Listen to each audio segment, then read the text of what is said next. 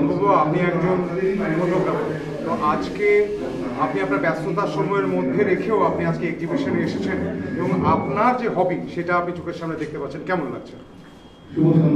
মানে দুর্গাপুজোর আসার আগে যে ফিলিংস হয় সেরকম লাগছে। যে ভাবনার বীজটা আমি আইকনিককে ঢুকিয়ে দিয়েছিলাম, ইভেন্ট এমন করা উচিত আমাদের, যে ইভেন্ট সমাজের বুকে নাড়া দিয়ে যাবে, ক্যাটালিস্টের কাজ করবে এক একটা এক্সিবিশন। কিসের? সমাজের সমস্ত পেশার মানুষ থাকে, বিজনেসম্যান থেকে শুরু করে চাকরিজীবী, স্টুডেন্ট, বিভিন্ন রকমের পেশার মানুষ থাকে। তাদের প্রত্যেকের ভাবনা বিভিন্ন রকমের, তাদের জীবনশৈলীর সঙ্গে ভাবনাটা জড়িয়ে থাকে। আমরা যদি এই এক্সিবিশনগুলো সবার মাধ্যমে ছড়িয়ে দিয়ে প্রচারে আনতে পারি, তাহলে একজন রিক্সাওয়ালা যখন এসে দেখবে, সেই রিক্সাওয়ালার টেনে নিয়ে যাওয়া সওয়ারিকে মুহূর্তবন্দি করে একটা বড় গ্যালারিতে শোভিত হচ্ছে এবং সেখানে অনেক সমাজের বিভিন্ন মাত্রার, বিভিন্ন মাপের মানুষেরা এসে দেখছে, তার মধ্যে নতুন করে প্রাণের সঞ্চার হবে। আমরা যদি দেখি যে কোনো বাচ্চা, কোনো শিশু তার শিশুসুলভ আচরণ নিয়ে কাদামাটি নিয়ে খেলছে, একজন প্রমিসিং ফটোগ্রাফার বা ফটো আর্টিস্ট যদি তার শৈশবের সেই কোমলতাকে ধরে মুহূর্তবন্দি করতে পারে, আর সে যদি তার বাবা মায়ের হাত ধরে এসে এক্সিবিশনে দেখে তার সেই মুহূর্তটাকে, তাহলে সে নতুন করে শেখার আগ্রহে, পড়াশোনা, আর্ট নতুনভাবে এগিয়ে যাবে। আমার নিজস্ব এক্সিবিশনে বহু অভিজ্ঞতা আছে। সুদূর শিলিগুড়ি থেকে একটা বাচ্চা প্রায় একাডেমি অফ ফাইন আর্টসে আসতো আমার যখন ফটো এক্সিবিশন হতো। সে প্রত্যেকটা এক্সিবিশন অ্যাটেন্ড করতো, ওখান থেকে এসে তার বাবা মায়ের কাছ থেকে পারমিশন নিয়ে, এবং সে শিখতেও আগ্রহ প্রকাশ করেছিল। তো তাকে কিছু কথা বলে, টিপস দিয়ে একটা নির্দিষ্ট সময় পরে আসতে বলেছে। সে আজও যোগাযোগ রাখে। কিসের মাধ্যমে? হোয়াটসঅ্যাপে। হোয়াটসঅ্যাপটা কি? আমাদের আধুনিক সভ্যতার একটা বড় যন্ত্র, যেটা আমাদের কাজেও লাগে কিন্তু যেটা আমাদেরকে অকাজের মধ্যেও ঠেলে দিচ্ছে। আজকাল যে কেউ ফটোগ্রাফি করার একটা প্রবণতা এসছে, সেটা যেমন ভালো দিক, তেমন ফ্রেমকে না জেনে, না দেখা বস্তুকে না বুঝে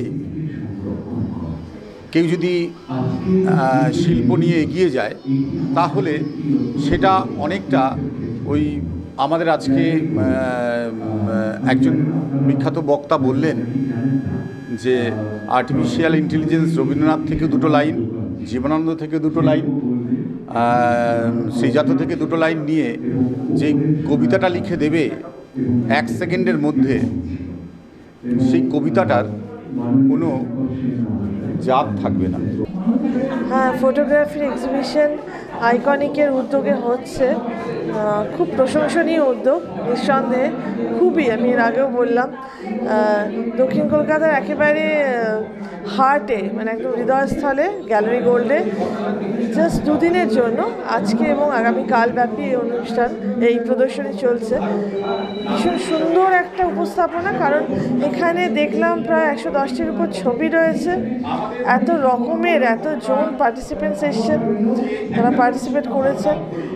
অনেক রকম জনারের ফটোগ্রাফি দেখতে পাচ্ছি আমরা, বিভিন্ন রকমের ভ্যারাইটিস দেখতে পাচ্ছি। সেগুলো থেকে তো অনেক কিছু শেখার রয়েছে সকলেরই, শিল্পপ্রেমী মানুষ এবং গুণগ্রাহী মানুষরা এবং শিল্প সমালোচকদের জন্য বোধহয় এটা একটা আদর্শ জায়গা, যেখানে তারা অনেক রসদ খুঁজে পাবেন, মনের অনেক খোরাক খুঁজে পাবেন।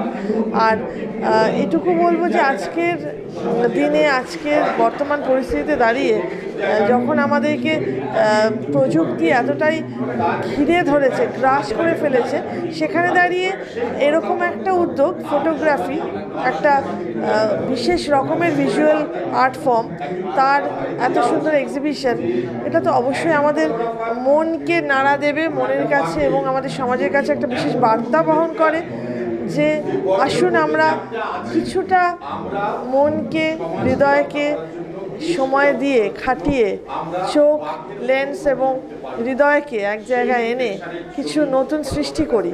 এবারে ওরা তো 4টে বিভাগ নিয়ে করেছে। প্রথমবার আমি জানি না কতটুকু ওরা খবর দিতে পেরেছে, আমি যতটুকু দেখলাম তো আমার বেশ ভালোই লাগলো। ঠিক আছে, আমার মনে হয় যদি ধরে রাখতে পারে আগামীতে আইকনিক একটা ভালো কাজ করতে পারবে। আইকনিকের যেদিন প্রেস কনফারেন্স ছিল আমি বলেছিলাম যে অ্যাটলিস্ট এটুকুনি যেন বলা হয়, যেমনই ছবি জমা পড়ুক না কেন, আমরা খুব সৎভাবে শিল্পের প্রতি সৎ রেখে যেন বিচারটা ঠিক রাখি, তাহলে শিল্পী, শিল্প সকলের, সমাজ সকলের মঙ্গল। যেরকমভাবে একটা খেলা নষ্ট হয়ে যায় ভুল রেফারিং বা আম্পায়ারিংয়ের জন্য, এই আর কি। এটাই আমার বলা রইল যে যদি এটা হয় তাহলে আগামীতে আইকনিক একটা অন্য জায়গায় যাব বা পাবো। আপনার নামটা আমার দর্শকদের অতনু পাল।